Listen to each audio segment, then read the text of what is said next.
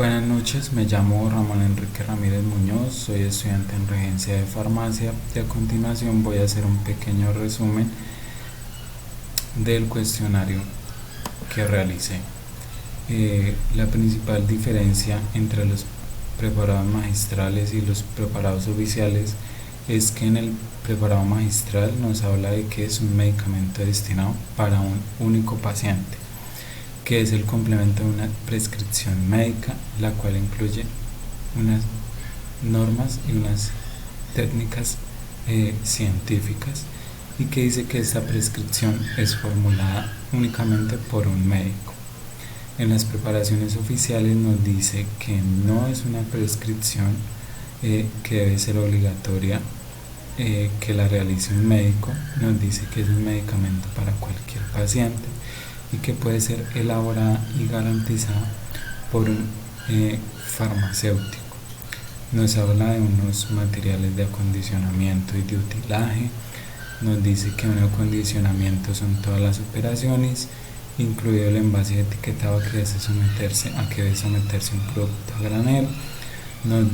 Nos habla sobre un material de acondicionamiento, que son todo el material que se utiliza, como su palabra lo dice, en el acondicionamiento del medicamento, como el medicamento está acondicionado, como por ejemplo en ampollas, en cápsulas, en cajas, en frascos. También nos habla de un material de utilaje, que es como todo el material que nosotros utilizamos para la realización de las preparaciones magistrales, como lo son elementos de laboratorio como pipetas, probetas, macetas aforadas, tubos de ensayo, materiales volumétricos. También encontramos equipos como balanzas, termómetros, materiales de vidrio, microscopios, entre otros. Dentro de la parte legal nos habla de que el tecnólogo en regencia de farmacia puede realizar preparaciones magistrales de uso tópico, como lo son polvos, ungüentos, pomadas, cremas, geles y lociones. También nos dice que deben elaborarse en los establecimientos o donde se lleva a cabo el servicio farmacéutico y debe estar legalmente establecido. También nos habla sobre unas técnicas y procedimientos de limpieza y desinfección que debemos tener en cuenta en el momento de realizar las preparaciones magistrales. Dice que debemos tener en cuenta el uso de la ropa adecuada, como lo son batas, gorros, calzados, guantes, mascarillas, gafas, entre otros. Dice que debemos evitar comer, fumar en el lugar donde vayamos a realizar las preparaciones magistrales. Nos dice que debemos de realizar un buen aseo a las zonas de trabajo y al material utilizado. También nos habla sobre el buen manejo que le debemos dar al almacenamiento de las materias primas y a su etiquetado. Dice que debemos tener en cuenta como todas las partes que deben aparecer en el etiquetado, como todos los datos de la empresa proveedora, así como los datos de la materia prima, de su registro y control, de su número de lote de control de calidad, de la fecha de envase y caducidad. Dice que debemos tener unas buenas prácticas de almacenamiento para que estas materias primas se conserven, del aseo que debemos tener y el orden que debe haber en las zonas de almacenamiento. Dice que también tenemos que tener en cuenta los principios de almacenaje, como lo son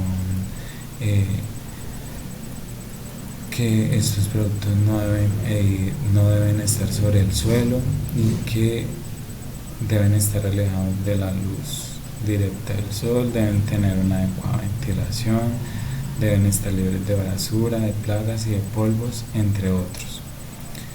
Acá también en este cuestionario nos habla sobre las materias primas y los excipientes. Nos dice que las materias primas son todas las sustancias activas o inactivas que se emplean en la fabricación de los medicamentos. Un ejemplo de ellos es la aspirina 100, que su materia prima es el ácido acetilsalicílico. Los excipientes son los vehículos que sirven a los principios activos para que se acondicione su acción, como por ejemplo los solventes, que son las sustancias que se disuelven en el interior de otras sustancias, en este caso es el agua.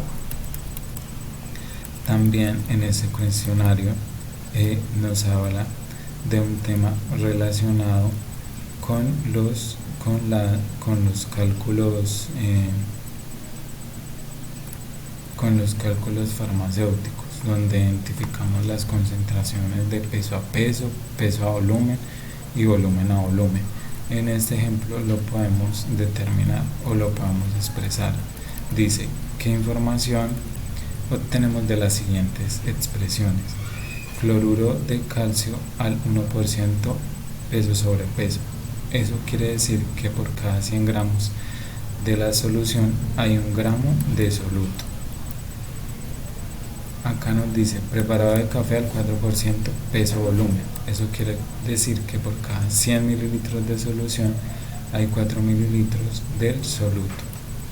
Solución de alcohol al 8% volumen. Eso quiere decir que por cada 100 mililitros de la solución hay 8 mililitros del soluto. Explicamos rápidamente este ejercicio que nos habla de las concentraciones que vimos anteriormente. Dice, ¿cuál es la concentración peso a peso en una solución de cloruro de sodio preparada pesando 15 gramos de sodio y pesando 500 mililitros de agua? Explique los pasos y identifique las operaciones básicas que se dan en este preparado. Entonces podemos determinar que el soluto de la solución es el cloruro de sodio y que su peso es de 15 gramos, que el solvente de la solución es el agua y que su peso es de 500 mililitros.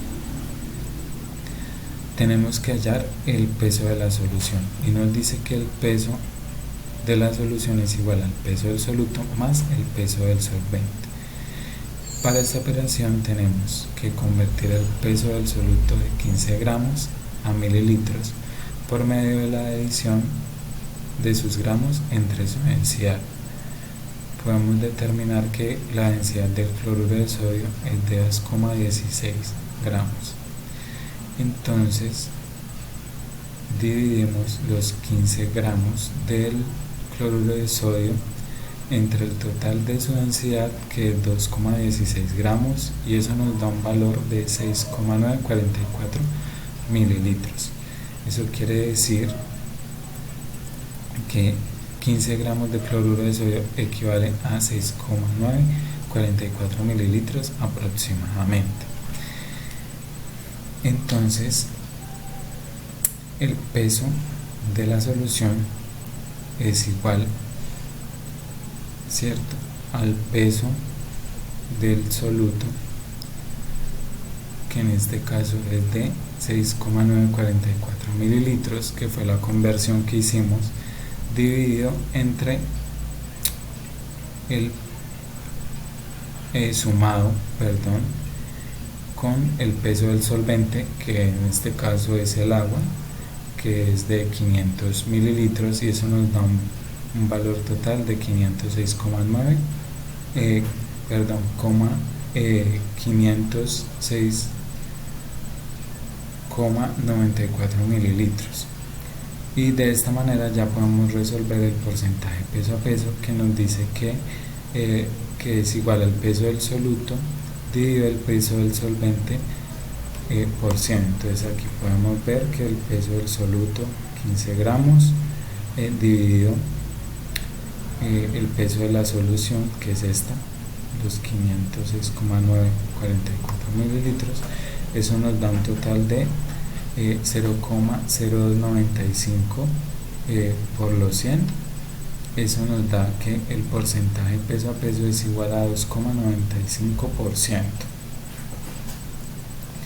y que en las operaciones básicas que podemos determinar son la adición de la sustancia y su pesaje. Es un pequeño resumen del cuestionario. Muchas gracias.